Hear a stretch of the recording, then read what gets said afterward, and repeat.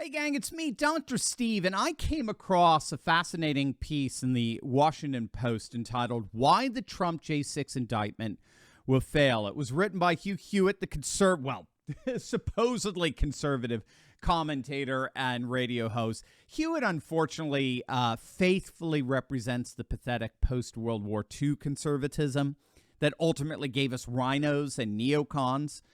It's basically a secular liberal version of conservatism. They're certainly far more rational and of sound mind than what passes as leftism today, but they're always just a few years behind the left. Whatever the political left advocates today, particularly in terms of the culture wars, post-World War II conservatives like Hewitt will advocate in 10 years, right? So they're just behind the times. Hewitt has a pretty good article, nevertheless, here on why he believes the J6 indictment will ultimately fail. And he's putting forward an argument that others like my namesake, Jonathan Turley, are advocating as well, that in the end, Jack Smith really just doesn't have a case here. And that's because when all is said and done, Smith is trying to indict Trump for knowingly lying. Now, again, even the ultra-leftists of the Washington Post are admitting this, that this case comes down to whether President Trump knowingly lied about election fraud, that he knowingly and intentionally misled the public about what he knew was not true. And the question is, how do you even remotely prove this? Well, according to Jack Smith's indictment, there are a couple of ways of proving this. First, the indictment claims that Trump knew that what he was saying about election fraud was a lie because, I kid you not, this is in the indictment, because he was told that there was no widespread fraud by the Department of Homeland Security's Cybersecurity and Infrastructure Security Agency. Now, the reason why that's so ridiculous and the reason why it's such a horrible cell phone is that we now know that thanks to the Twitter files, that very agency, the Cybersecurity and Infrastructure Agency, that agency directly interfered in the 2020 election by censoring Americans. I mean, you can't make this stuff up. This nut of a prosecutor cited as his evidence that Trump knew there were no shenanigans, a department that the Twitter files revealed to be engaged in the very shenanigans Trump talked about. But secondly, Smith said he tried to use Trump's own words against him, that Trump knew he was lying. The indictment mentions Trump telling General Mark Milley, chairman of the Joint Chiefs of Staff, and others back on January 3rd, so this is after the election, of course, right before J6, that Trump would leave the decision regarding a particular national security issue to the next president, the new president, the incoming president. So Jack Smith, I kid you not, is making the obviously forced argument that Trump there was admitting that he knew he lost the election. And thus, the supposed admission supposedly proves his knowingly false claims about it were an attempt to defraud the citizenry.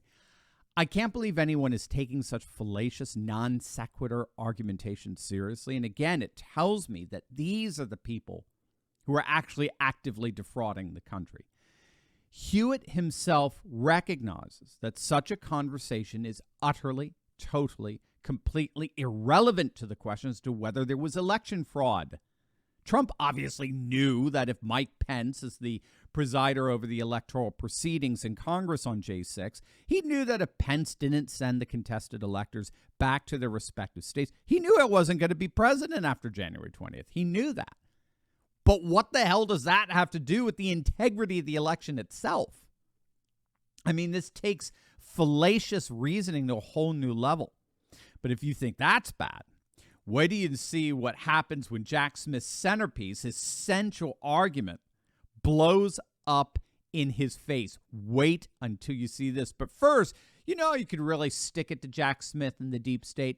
Click on that link below and get yourself one of these collectible, limited supply Trump cards. Patriots played their anti-globalist Trump card against the left in 2016, and we're getting ready to play it again in 2024. So what better way to show your support for Trump's reelection than with these 5 collectible pieces of Trump art? These cards have a limited supply, so don't wait. Only 2,500 sets of these cards are set to be made, and they all come with a certificate of authority verifying you own an original set. These make great gifts for any maggot patriot in your life, and if you buy 2 sets, you'll also get a bonus gold Trump 2024 card absolutely free. These physical cards are high quality, made in America, highly collectible, but again, there's only a limited supply, so don't wait. By the time you remember to buy these, things will likely be gone.